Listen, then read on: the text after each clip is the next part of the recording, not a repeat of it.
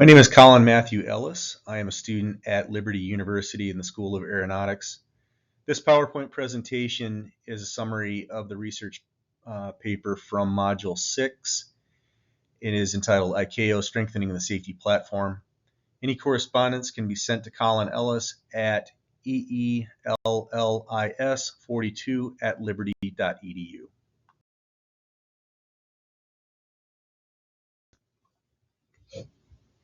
So today I'm going to talk about the International Civil Aviation Organization, or ICAO. I'm going to talk about how the organization came to be, how it was formed, and how it's broken down and it operates today. I'm going to talk about the 19 different annexes that dictate how the organization is run, and then specifically Annex 13, which breaks down the accident investigation process itself.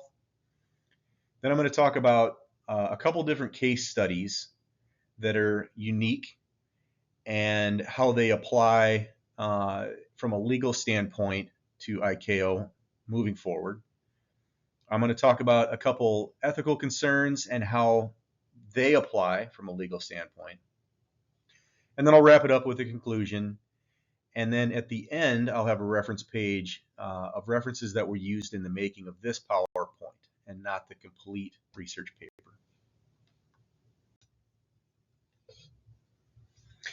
So aviation accidents are kind of by design an international occurrence. Rarely does an airplane crash in the same country that it took off from, that it intends to land, that the aircraft was manufactured in, or perhaps where the company in question is located, or where the pilots themselves or the passengers are from.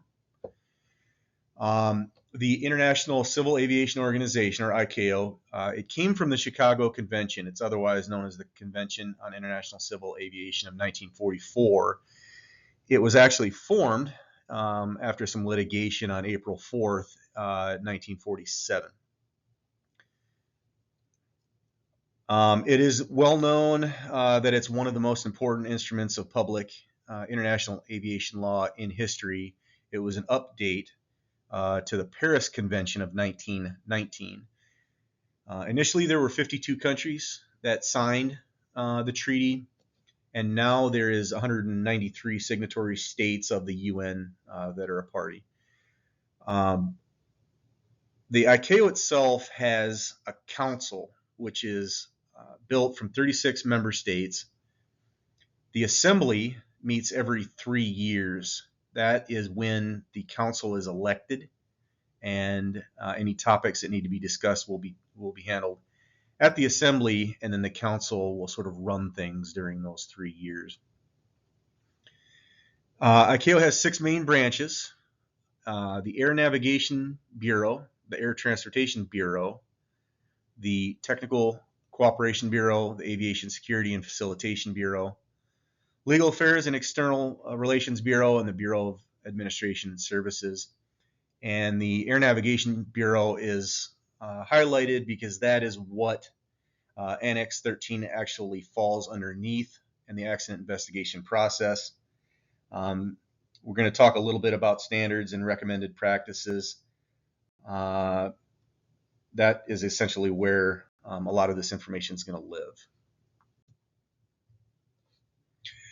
ICAO is an enormous organization, and it's tasked with the safety and conduct of a lot of different areas within the international aviation community. So here's a list. There's 19 annexes in total, and the first 10 are personal licensing, rules of the air, meteorological services, aeronautical charts. 5 is actually units of measurement, operation of aircraft, aircraft nationality and registration marks, airworthiness of aircraft, facilitation. Annex 10 is aeronautical telecommunications. Here the list continues with Annex 11 being air traffic services, search and rescue. Annex 13 is the big one of note that we're going to talk about, and that is aircraft accident and incident investigation. 14 is aerodromes. 15 is Aeronautical Information Services. 16 is Environmental Protection. 17 is Security. 18 is the safe transportation of dangerous goods by air, which is important to me. And Annex 19 is Safety Management, which is a hot topic these days. That was adopted on May 25th of 2013 and was approved by the Council on November 14th of 2013. So like we talked about from the previous slide, Annex 13 is an incredibly important document. It's probably the most encompassing legal document of the aircraft investigation process. And it defines an accident in basically 3 different ways. So it's an occurrence associated with the operation of an aircraft in which either a person is fatally or seriously injured, in which an aircraft sustains damage or structural failure that requires repairs, or after which the aircraft in question is classified as being missing. And so that's going to come up here again in a couple of slides, and that's going to be important. The timeline that they are held to is also very important. The initial notification is obviously immediate, if it can be. The preliminary report needs to be out within 30 days. Everybody wants to know, hey, what do we know? Give me the facts.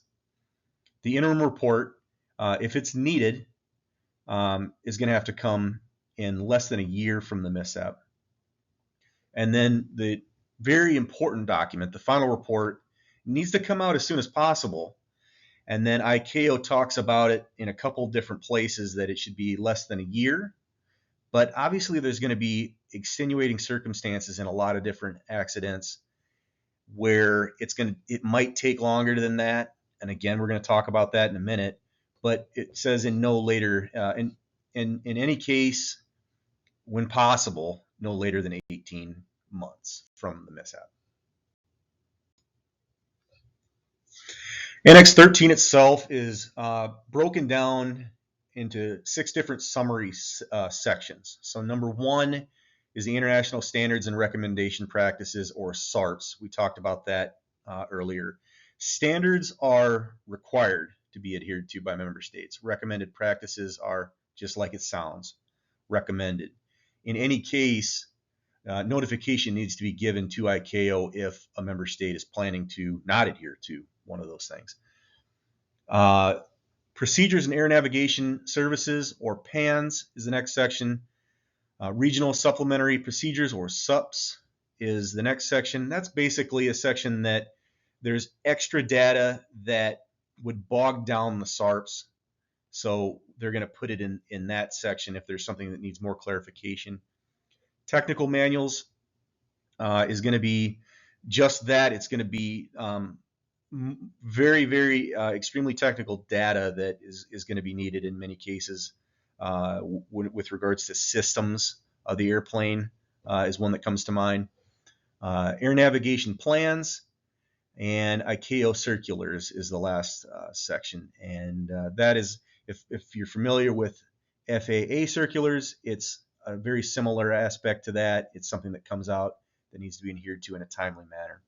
Other documents are things like the ICAO Docs 9756, which is the Manual of Aircraft Accident and Incident Investigation. That's kind of like the investigator's Bible that they're going to have with them at all times.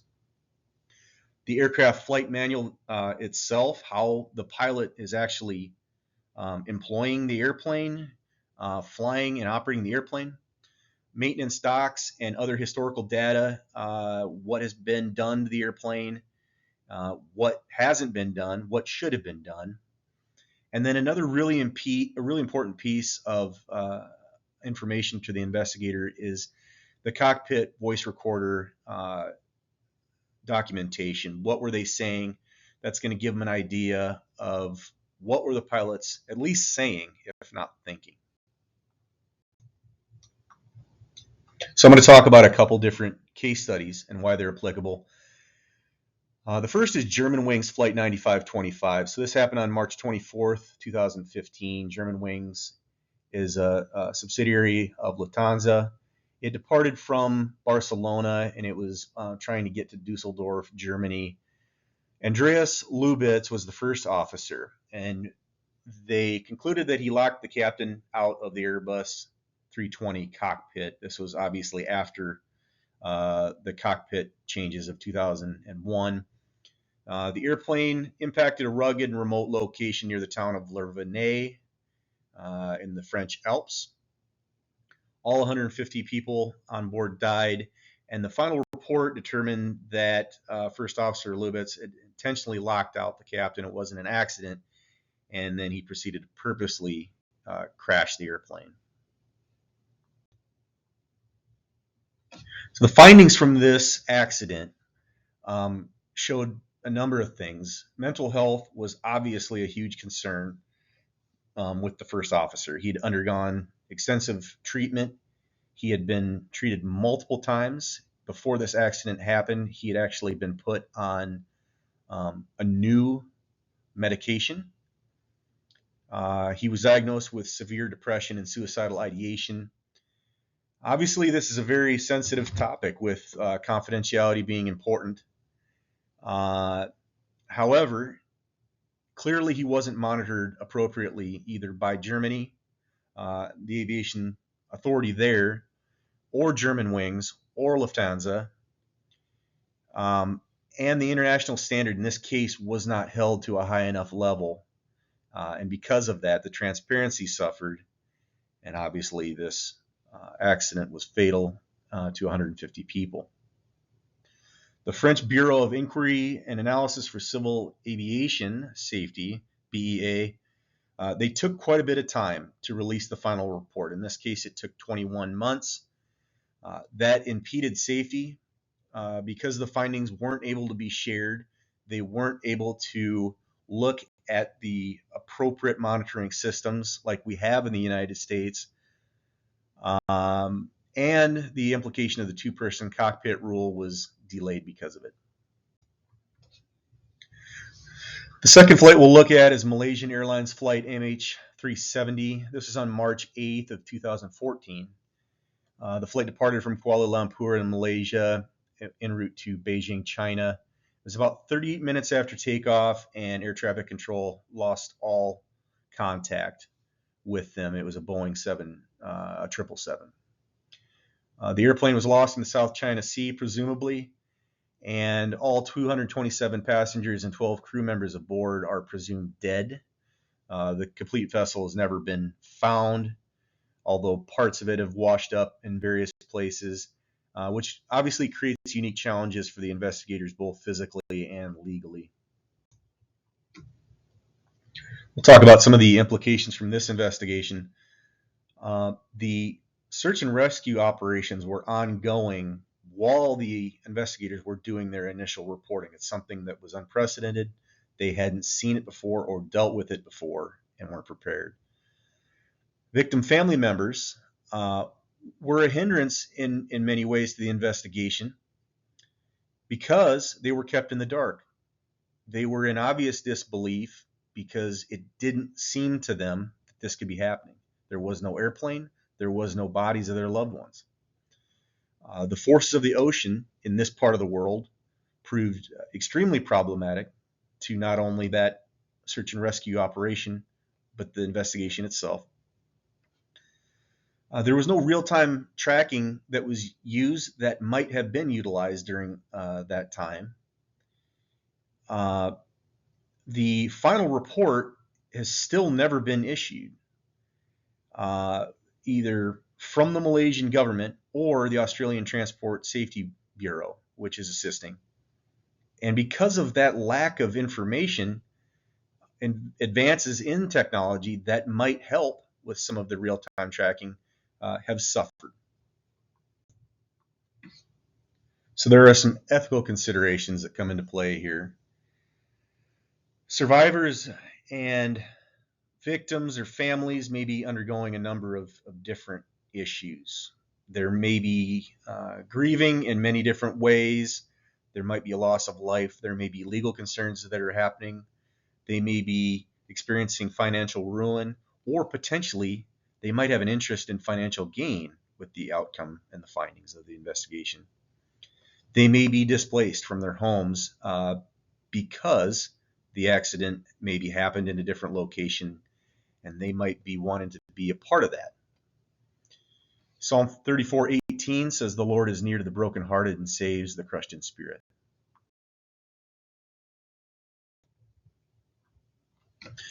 So ICAO responded in kind to some of these ethical concerns. They passed resolution A327, which was basically the first step in 1999 to develop some materials and programs for these countries.